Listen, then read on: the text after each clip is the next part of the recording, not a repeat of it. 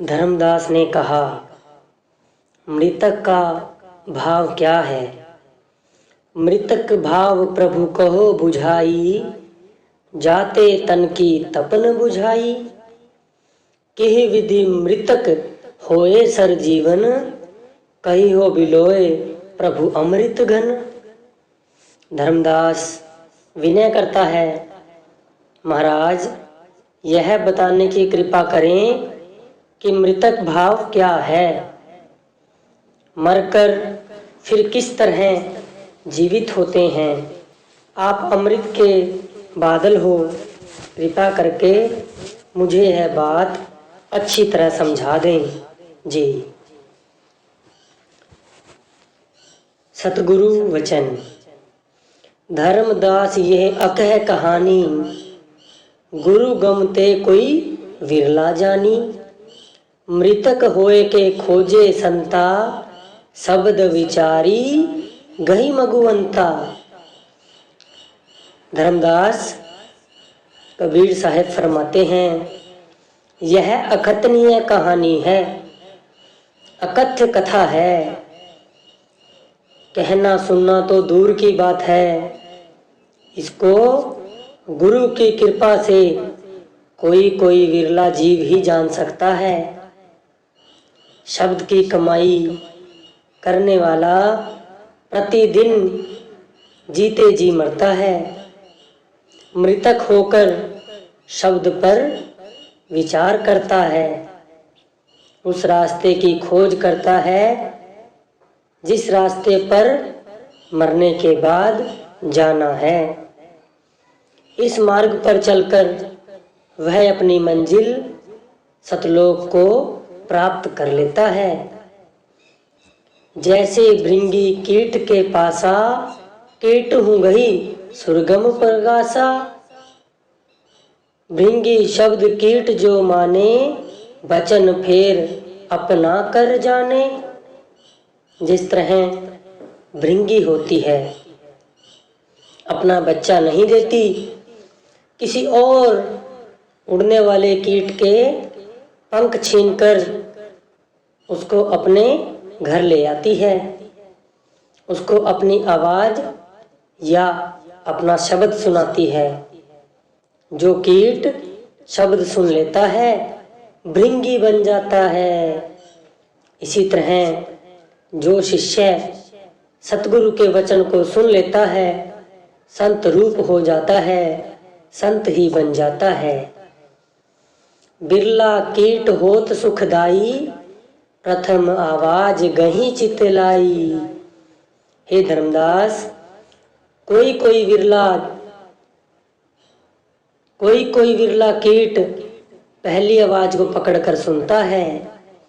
कोई दूजे कोई तीजे जानी, तन मन रहत शब्द हित मानी।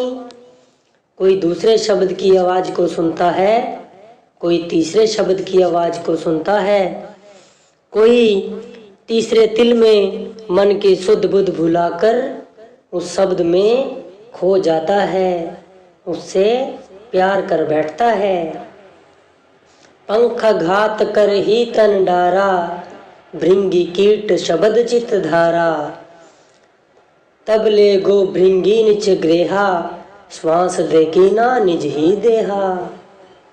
हे धर्मदास, भृंगी जिसको घर कौन भी कहते हैं, कीट के पंख छीनकर उसको अपने घर ले आती है, मिट्टी का घर बनाकर उसमें रखती है, कीड़े को अपनी आवाज सुनाती है। आवाज सुनकर कीड़ा भी भृंगी हो जाता है। जो नहीं सुनता उसको वह अपने घर से निकालकर बाहर फेंक देती है। ठीक इसी प्रकार जो शिष्य सतगुरु का आदेश मानकर उसके शब्द को सुनता है, शब्द की कमाई करता है, उसको इसी जन्म में सतगुरु अपने देश ले जाएंगे। जो पहले जन्म में नहीं सुनता उसको दूसरे और तीसरे जन्म में सुनाते हैं, उसको चौथा जन्म देकर कमाई करवाते हैं, कमाई करवा कर उसको जरूर अपने साथ ले जाते हैं, उसको छोड़ते नहीं हैं जी। भृंगी शब्द जो कीट ना गहई, तो पुनि कीट असारो रहई। यदि कीट भृंगी की आवाज को ना सुने, उसको वह घर से बाहर फेंक देती है। वह ना कीड़ा ही रहता है और ना भृंगी। धर्मदास ये कीट को पेवा, यही मत सिंह गही गुरुदेवा। हे धर्मदास, यह कीड़े का भेद है। यदि यही मत लेकर शिष्य गुरु के शब्द को पकड़ ले, आज नहीं तो कल वह अपने निज घर सतलोक जरूर पहुंचेगा। सोना काई ना लगे, लोहा घुन नहीं खाए। भला बुरा जो गुरु भगत, कभू नरक ना जाए। जो भृंगी मत दृढ़ गहे तो, करो निज समतोई हो। द्वितीया भावना चित समाए, तो लह जन्मो ही हो। गुरु शब्द निश्चय सत माने, भृंगी गति ते पावई। तज सकल आशा शब्द वासा, काल कष्ट निर्वाही। जो कीट भृंगी की मत ले लेता है, भृंगी उसको अपने समान भृंगी बना लेती है। इस तरह जो शिष्य गुरु की मत दृढ़ होकर पकड़ लेता है, गुरु उसे अपने समान कर लेता है। शिष्य को चाहिए कि दूजा भाव अपने चित्त में ना आने दे, सभी इच्छाएं छोड़ दे, गुरु पर विश्वास करे, गुरु पे भरोसा करे, शब्द में समा जाए।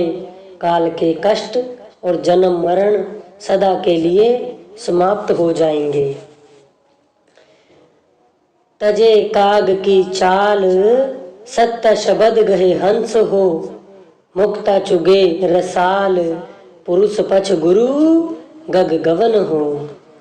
हे धर्मदास, शिष्य को चाहिए कि वह काग की यानी कव्वे की चाल को छोड़, अर्थात मन की चाल को छोड़ दे। अंदर शब्द को सुने, गुरुमुख होकर हंस हो जाएगा।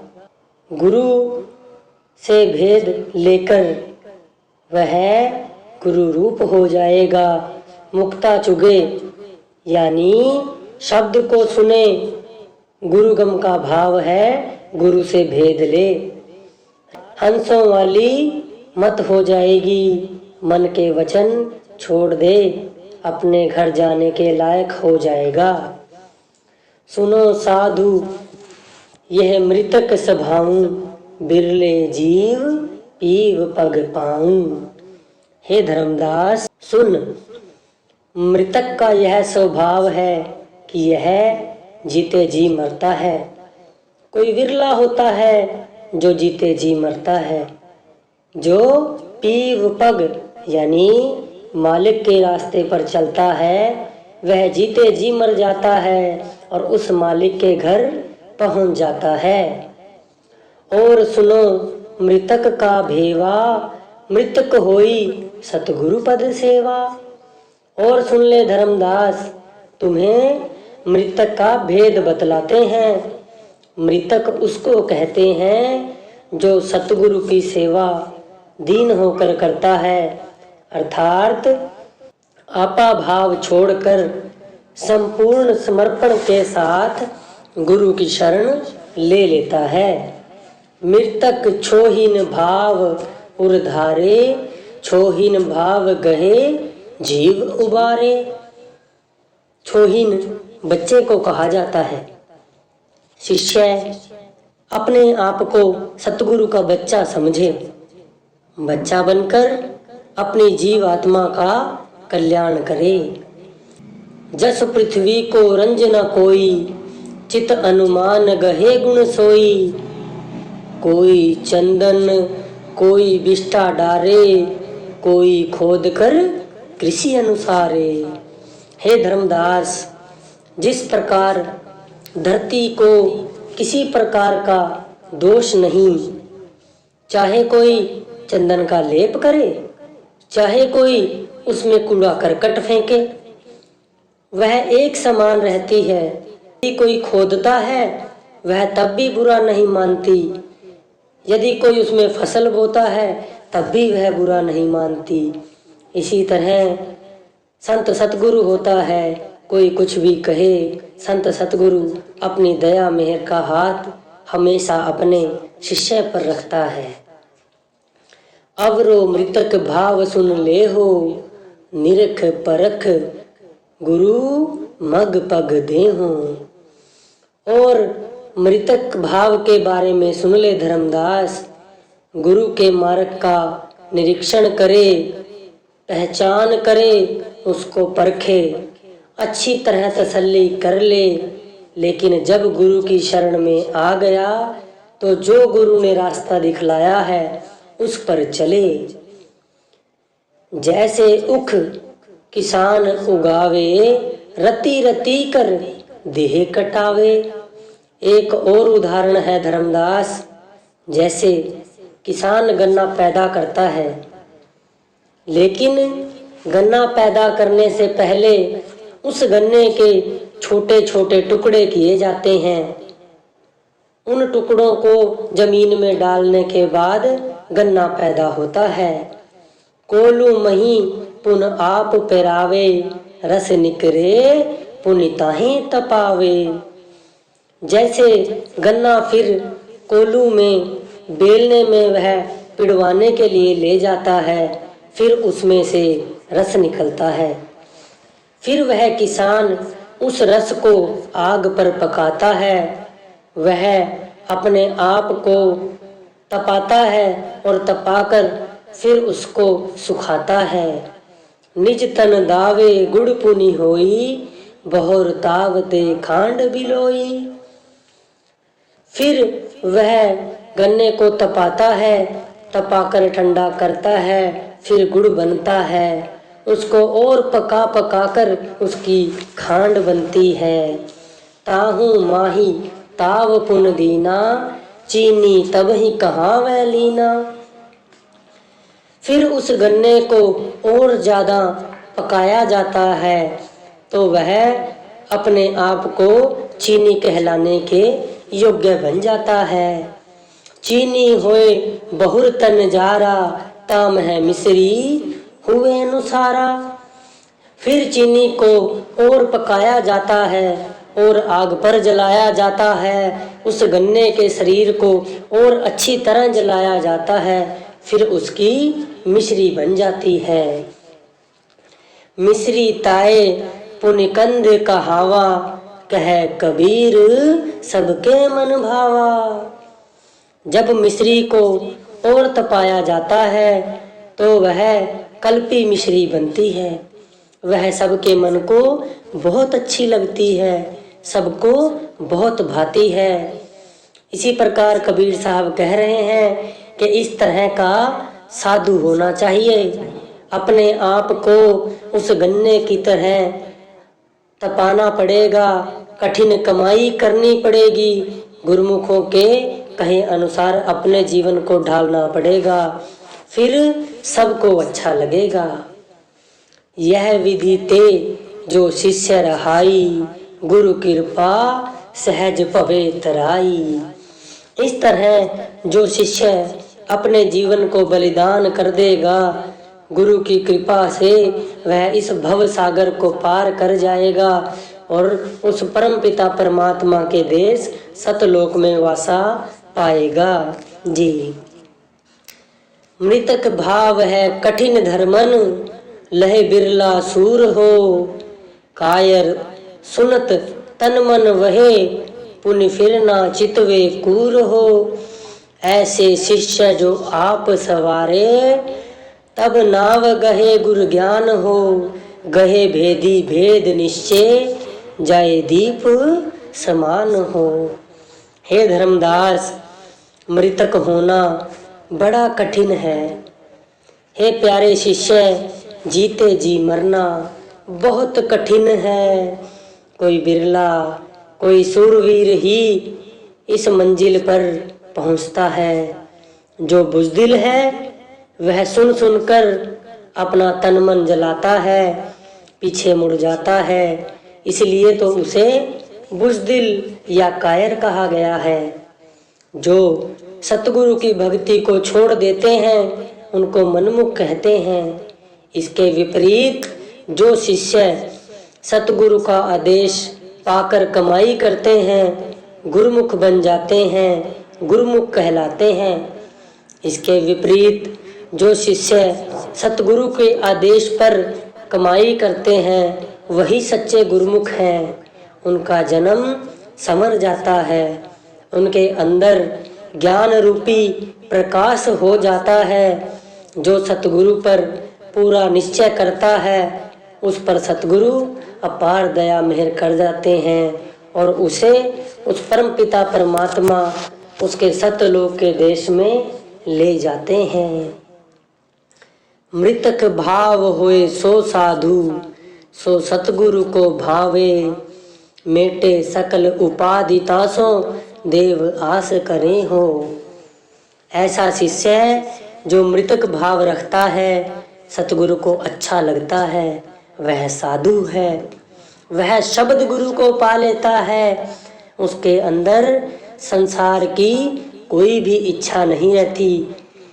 उसकी ऐसी अवस्था हो जाती है जैसी अवस्था को देवी देवता भी सिमरते हैं, उसकी पूजा करते हैं। मार्ग साधु कठिन धर्म दासा, रहन रहे सो साधु सुनासा। पांचों इंद्री सम कर राखे, नाम अमीरस निस दिन चाखे। हे धर्मदास, मेरे प्यारे शिष्य, साधु का मार्ग बहुत कठिन है। जो मर्यादा सतगुरु बताते हैं उस मर्यादा में रहे, पांचों कर्म इंद्रियों को समान रखे, दिन रात नाम रूपी अमृत की कमाई में लगा रहे। जो शब्द और शब्द की धुनकारें अंदर हो रही हैं, जो शब्द दिन रात अंजर गूंज रहा है, उसको सुने, वही साधु है। प्रथमी चहो इंद्रियन कह साधे, गुरु गम पंथ नाम आराधे। सुंदर रूप चहु की पूजा, रूप असार ना पावे दूजा। सबसे पहले आंख की इंद्री साधे। आंख की इंद्री गोरे और काले रूप को समान समझे। रंग रूप सब उस मालिक ने बनाया है। उसको सतगुरु का रूप ही अच्छा लगना चाहिए। उसको कोई और सुंदर नहीं लगना चाहिए, उसको कोई और अच्छा नहीं लगना चाहिए। उसका मन भावक रूप सतगुरु का ही रूप होना चाहिए। रूप करूप दो सम कर जाने, दर्श विदेह सदा सुख माने। सुंदर और कुरूप उसके लिए एक समान हो। विदेह दर्श सतगुरु का शब्द स्वरूप है, जो उसके अंदर है। वह शिष्य अपने अंदर ही सतगुरु के विदेही स्वरूप को प्रकट कर ले और उसका दिन रात दर्शन करे। इंद्री श्रवण वचन शुभ चाहे, उटकट वचन सुनत चित दाहे।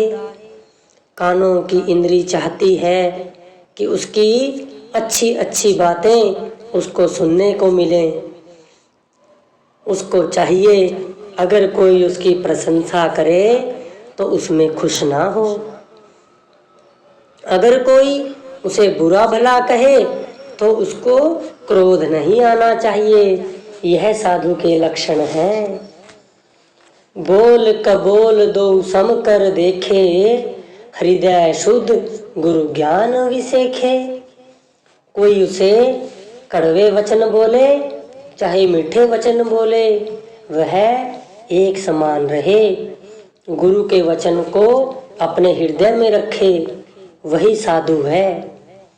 नासिक इंद्री सुभाष अधीना, यही सम राखी साधु पर बीना।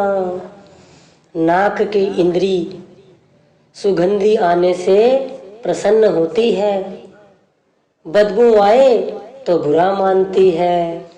साधु का क्या धर्म है कि उसके नाक में सुगंधी आए तो उससे प्रसन्न ना हो, यदि नाक में बदबू आए तो उसका भी बुरा ना माने, वही साधु है जी। जिह्वा इंद्री चहे नित स्वादा, खट्टा मीठा मधुर रस स्वादा। सहज भाव में जो कछु आवे, रूखा फीका नहीं बिलगावे। जिह्वा यानी जीभ रोज नए नए स्वाद मांगती है, अच्छे अच्छे खाने मांगती है। साधु को चाहिए कि जो भी रूखा सूखा टुकड़ा मिले सत्य वचन कहकर खा ले। बाबा फरीद जी का वचन है, फरीदा रूखी मिस्सी खाए के, ठंडा पानी पी, ना देख पराई चौपड़ी, ना तरसावे जीव।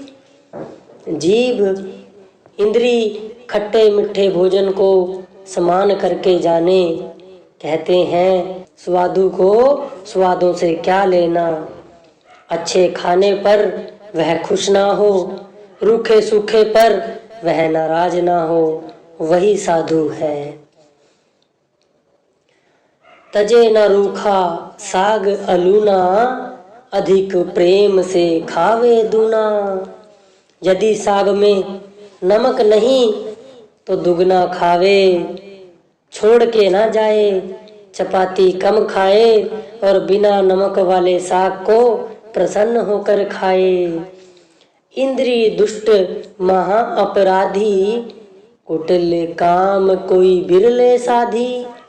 जो दुष्ट इंद्री है सबसे बड़ी अपराधी है।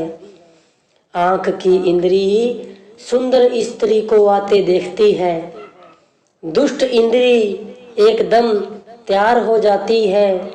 साधु को चाहिए कि पहले आंख की इंद्री को रोके, कान की इंद्री से काम की बातें ना सुने। जब सुंदर स्त्री सामने आए तो सतगुरु का सिमरण करे, सतगुरु के स्वरूप का ध्यान करे, वही साधु है। कामन रूप काल की खानी, त्यागो तासो संग गुरु ज्ञानी। स्त्री काल की खानी है, गुरु के ज्ञान से इससे बचाव हो सकता है। जब ही काया उमंग तन आवे, ताही समय को आप जुगावे। जब शरीर में काम की भावना पैदा होती है, उस समय साधक को चाहिए कि जाग जाए, सावधान हो जाए। शब्द विदेही सुरत ले राखे, गही मन पवन नाम रस चाखे।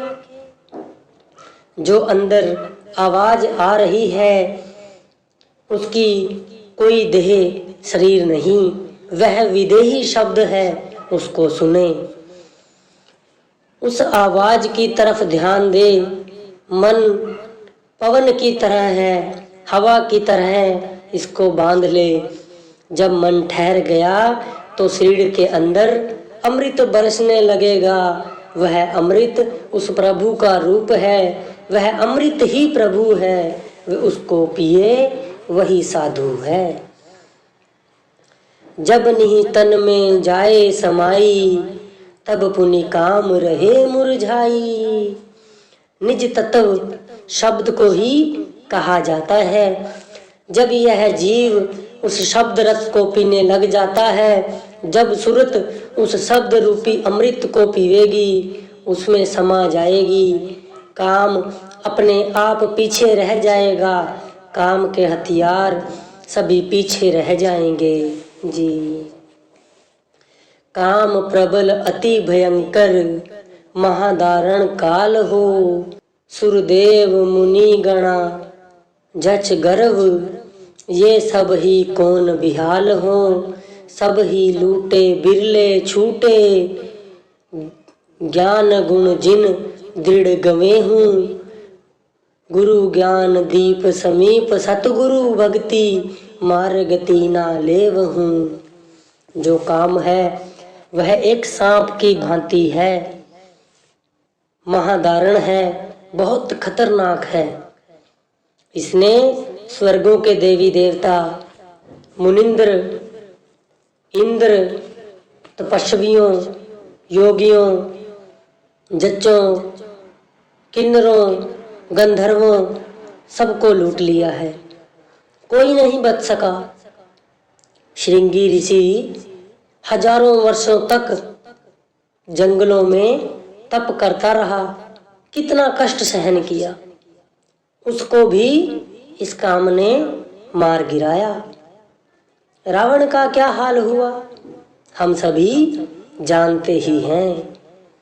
कोई विरला जीव जिसको पूरा सतगुरु मिला है और शब्द के मार्ग का रहस्य मालूम हुआ है, वह ही केवल इस भयंकर सर्प से बच सका है। दीपक गुरु ज्ञान प्रकाश भवन उजियारा करी रहियो, सतगुरु शब्द विलास भागे चोर अंजोर सभी हो। गुरु का ज्ञान दीपक की तरह है, सत्य और असत्य का पता देता है। सतगुरु के शब्द से सुरत का जब मिलाप होता है तो सभी चोर, काम, क्रोध, लोभ, मोह, अहंकार भाग जाते हैं, दौड़ जाते हैं और साधक उस परम पिता परमात्मा के चरणों में लीन हो जाता है। गुरु कृपाते साधु कहावे, अलल पछी हुए लोक सिधावे, धर्मदास पर खो बानी, अलल पछी गहे करूं बखानी। कबीर साहिब अपने सेवक धर्मदास को समझाते हुए कहते हैं, हे धर्मदास, गुरु की कृपा या दया मिहिर से साधक को साधु की गति प्राप्त हो जाती है। ठीक उसी प्रकार जिस प्रकार अलल पक्षी होता है, अलल पक्षी खुले आसमान में अंडा देता है और उसका अंडा जमीन पर आते आते फिर वह दोबारा आसमान की तरफ ही बच्चा चला जाता है। मैं तुम्हें उस अलल पंछी का उदाहरण देकर अच्छी तरह समझा देता हूँ कि वह अलल पंछी क्या करता है। उसी प्रकार सतगुरु भी अपने जीव को सतलोक में पहुंचाकर ही दम लेता है। जब तक वह अपने शिष्य को सतलोक में ना पहुंचा दे तो वह चैन से नहीं बैठता। अलल पंछी एक उड़ने वाला जानवर है, क्या पक्षी है। अलल पंछी वो रहे आकाशा, निस दिन ताहे पवन की आशा। वह आकाश में रहता है, दिन रात हवा में उड़ाने भरता है। दृष्टि भाव तिन रत बिन ठानी, यह विधि गर्भ रहे तह जानी। आकाश में ही और माधा गर्भवती हो जाती है। अंड प्रकाश किना पुन जहावा, निराधार अलंबन जहावा। आकाश में ही माधा ने अंडा दिया। उस स्थान पर कोई ऐसा स्थान नहीं जहां पर वह अंडा टिक सके। मार्ग माही पुष्ट भयो अंडा, मार्ग माही बहुर भयो खंडा। अंडा आकाश से नीचे बहुत तेजी के साथ जमीन पर आने लगता है। रास्ते में ही अंडा पक जाता है और रास्ते में ही पककर वह फूट जाता है। मार्ग माहे चहु तिन्हे पावा, मार्ग माहे पंख पर भावा। रास्ते में ही अलल पंछी का बच्चा अंडे में से बाहर आ जाता है और रास्ते में ही उसके पंख निकल जाते हैं और उसकी आंखें खुल जाती हैं। मही ढिंग आवत सुध भवो ताही, इहा मोर आश्रम नाही। मही कहते हैं धरती को। धरती पर आने पर सुध बुध आई, उसको पता चला कि यह मेरा देश नहीं, यह मेरा घर नहीं, मेरा घर तो ऊपर आकाश में है। सुरत समार चले पुन तहीवा, मात पिता को आश्रम जहीवा।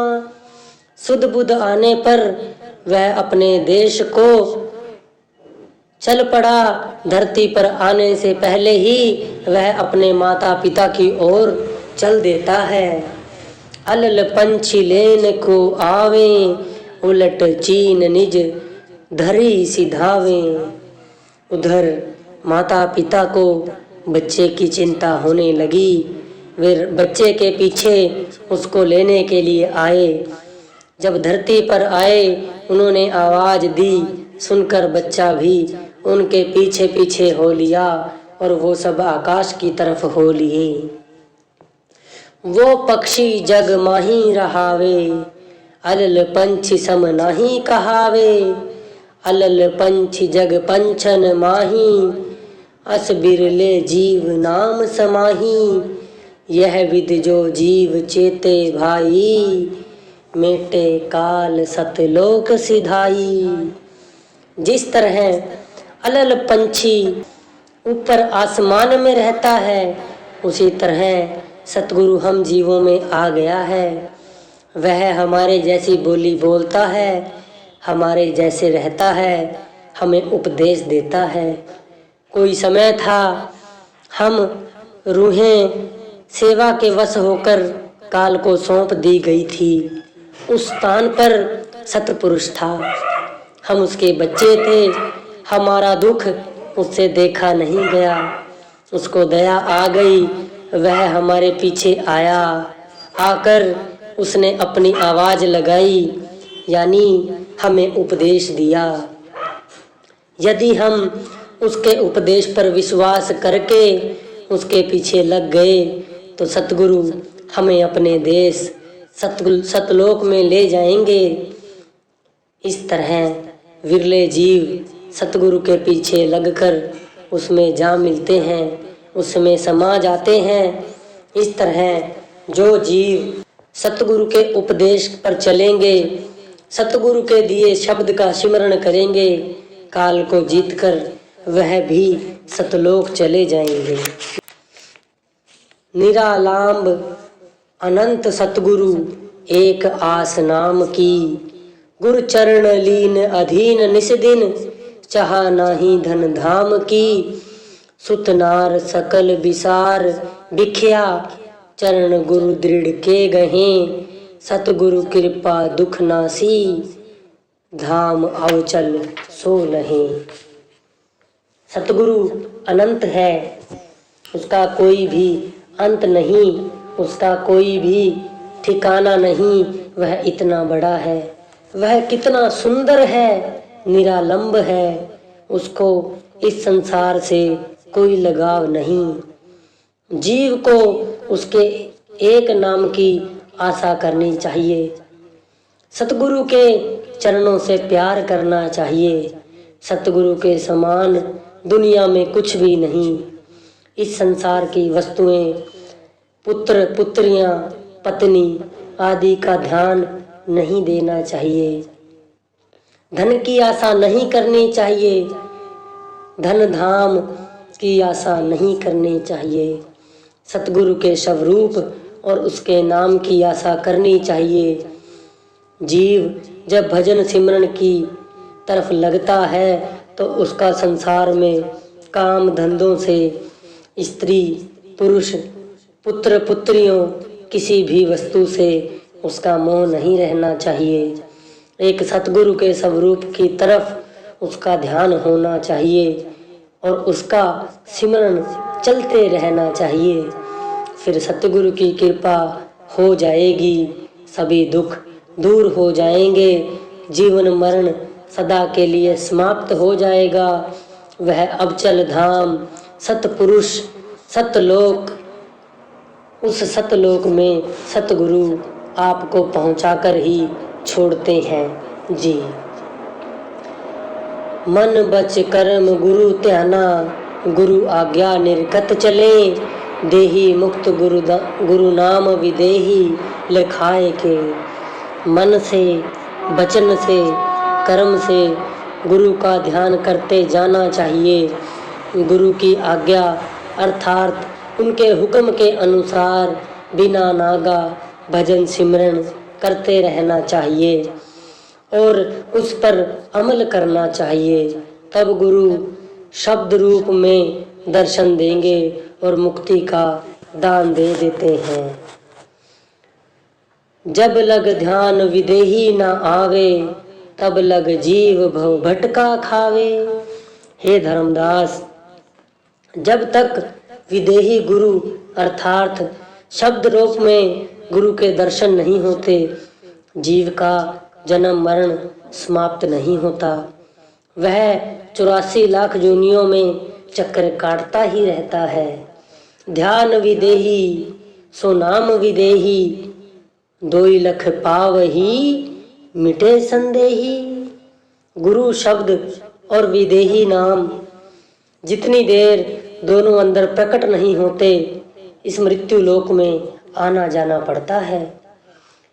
क्षण इक ध्यान विदेह समावी, ताकि महिमा बरन ना जाई।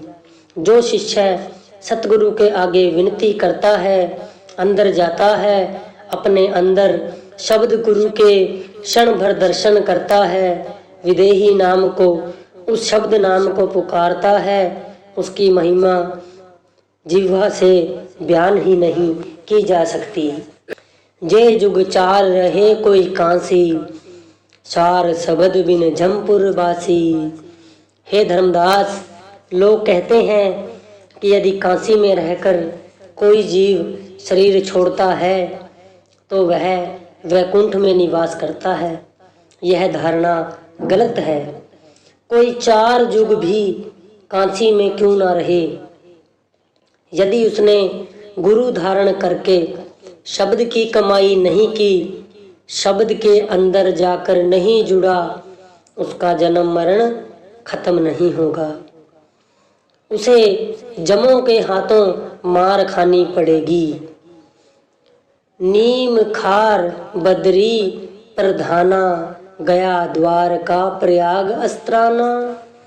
चाहे वह नीम खार मथुरा द्वारका गया प्रयाग अनेक तीर्थों पर जाकर स्नान करता रहे, पुण्य करता रहे, उसका जन्म मरण समाप्त नहीं होगा। जब तक उस सार शब्द से नहीं जुड़ते, जन्म मरण के चक्कर से निकल नहीं सकते हैं। 68 तीर्थ पृथ्वी परिक्रमा, सार शब्द बिन मिटे ना परमा। यहीं पर बस नहीं है धर्मदास।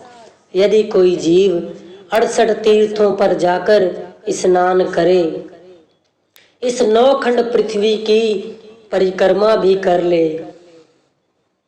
उसके अंदर के भ्रम नहीं मिटते, जन्म मरण का चक्कर चलता ही रहता है।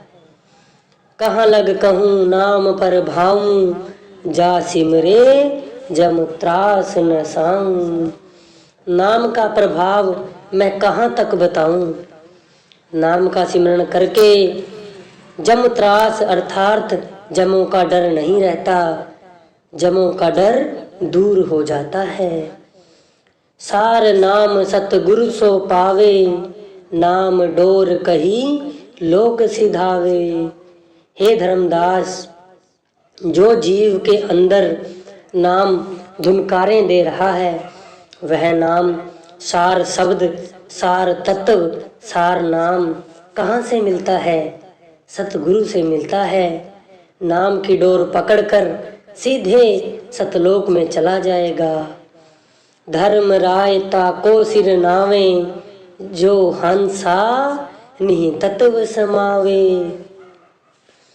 तीनों लोकों का राजा धर्मराय है, वह उस जीव के आगे शीश झुकाता है जो उस सार तत्व को, उस शब्द धुन को पकड़कर उसमें समा जाता है।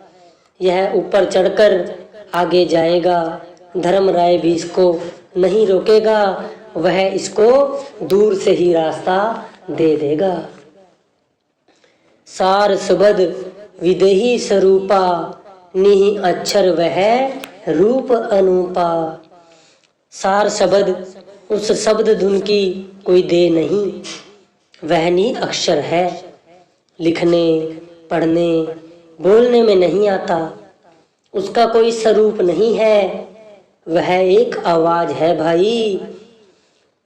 इस आवाज को ही आद सच, सच्चा हरि रस, हरि कीर्तन, अकथ कथा, अजप्पा जाप, कीर्तन, अखंड कीर्तन, शब्द धुन, अनहद शब्द, वाणी, गुरबाणी, नाद, अनहद नाद कहा गया है।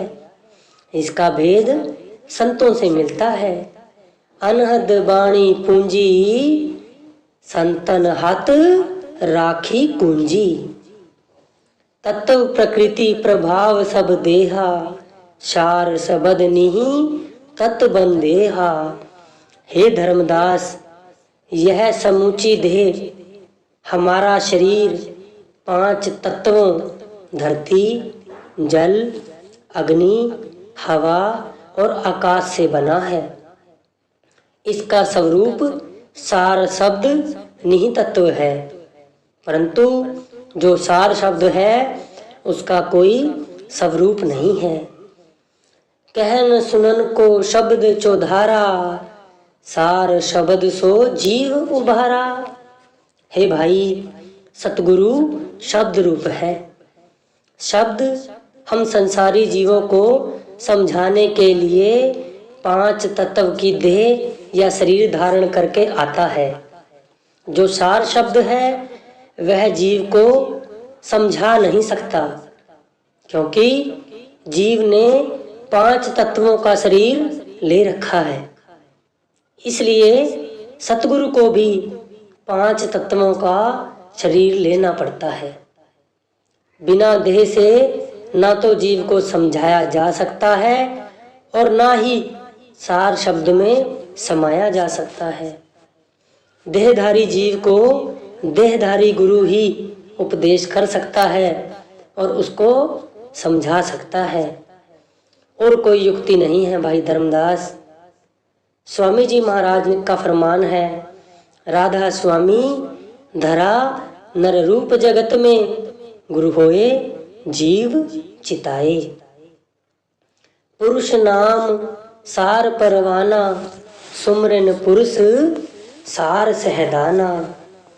अकाल पुरुष के चरणों में पहुंचने के लिए सतगुरु सार शब्द का भेद देते हैं। जीव को पहले सिमरन का कोर्स पूरा करना पड़ता है, तो ही वह उस सार शब्द की डोर को पकड़ सकता है। बिन रसना के जाप सभाई, तासो काल रहे मुरझाई। जब शिष्य का सिमरन बिना जीवा के चलेगा, वह सार शब्द में समा जाएगा। उसके आगे फिर काल भी सिर झुका देगा। श्री गुरु ग्रंथ साहिब का फरमान है, बिन जीवा जो जपे ही आवे, नानक ताको बल बल जावे। अजप्पा जाप है सहज धुन, परखे गुरु गुम धारिये। मन पवन थिर कर शब्द निरखो, कर्म मन मथ मारिये। होत धुन रसना बिन करमाल बिन निर्वारिये। शब्द सार विधेय निरखत, अमर लोक सिधारिये। हे धर्मदास, अजप्पा जाप वह आवाज है जो जीव के अंदर से आ रही है। वह बिन रसना के बोली जा रही है उसको ही शब्द गुरु कहा गया है। जीव उसकी परख करे। मन हवा की तरह है, टिक कर नहीं बैठता। उसको सिमरन से ही रोका जा सकता है, एक जगह पर टिकाया जा सकता है। फिर शब्द या उस आवाज को सुना जा सकता है, समझा जा सकता है। इसी को निरखना कहा गया है। मन की मत को छोड़कर सतगुरु की मत पर चलना है। उस आवाज को सुनते हुए, देखते हुए सतगुरु के उस सतपुरुष के देश में जाना है। वह अमर लोक है, निश्चल है, वहाँ ना जन्म है ना मरण है। वह सुखों का देश है, दुखों का वहाँ कोई नामो निशान नहीं है। शोभा पुरख अपार, कोटि भान समरोम इक, खोड़स रवि छिटकार, एक हंस उजियार तनु। हे धर्मदास, अकाल पुरुष की शोभा इतनी है कि करोड़ों सूरज उसके एक रोम का मुकाबला नहीं कर सकते। जो वहाँ पर हंस हैं उनकी रोशनी 16 सूरजों के बराबर है।